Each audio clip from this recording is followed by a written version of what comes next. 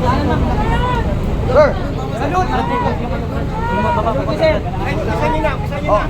Sir, ano pong masasabi niyo sa hearing ngayon, sir, na nangyari ngayong hapon? I love you! Laban na! Huwag maingay. Mabuhay ka! Nakakapag-ano, no? Nakakaluko. At yung itong si alias Picoy, sa halip na magsabi ng totoo, kung sino yung mga nasa likod niya, ay talagang nagpakita na talagang ano, parang kinikilig niya yung investigation. Pero, yung pinapakita niya na yun, hindi talaga tayo naniniwala.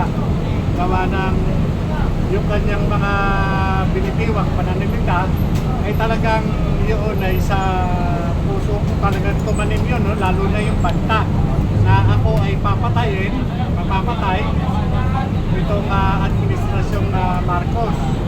Kaya hindi ako naniniwala na ito ay gawa-gawa lang sapagkat yung kanyang pananalita ay talagang napaka-spontaneous.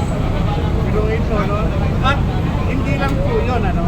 Yung naging conversation niya yung sa aking kaibigan dahil nung pinapalo up niya ni Picoy, yung aking kaibigan na si Ronnie Rodriguez, ay tinatanong kung meron na akong desisyon tungkol dun sa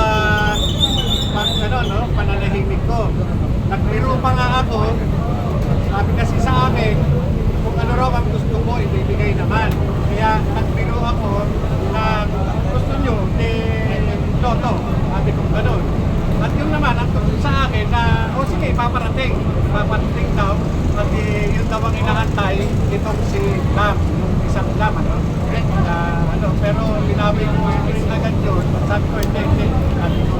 At naumpisahan ko na ito na mag-testify dito sa, sa Senate.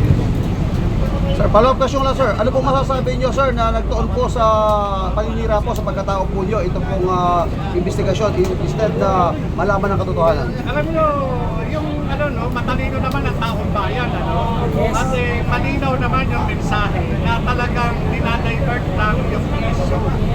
Kasi yung makikita niyo naman, palay irrelevant naman yung mga sinasabi doon sa issue. Kaya wala talagang pa rin, Kaya doon pa rin sa sa nangyari, kagaya yung magsasabi ng Pinea na wala daw ni doon sa record, talagang wala talaga sa record dahil hindi nga natuloy.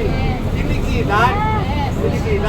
Kaya ito sa akin lang nakapagong lamang yung aking personal na kaalaman doon sa sinabi ng confidential informant. Ito yung pagpapakita niya ng limang litrato na itong nasa litrato si politician Bongbong Marcos na sumisinghot ng white powdery substance.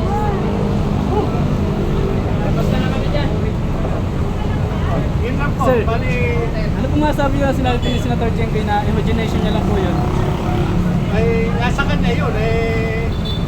Nasa paniniwala niya. Gagala ko na lang yung opinion niya. Yes po. Sir, Salamat po. Ano mo? Thank you.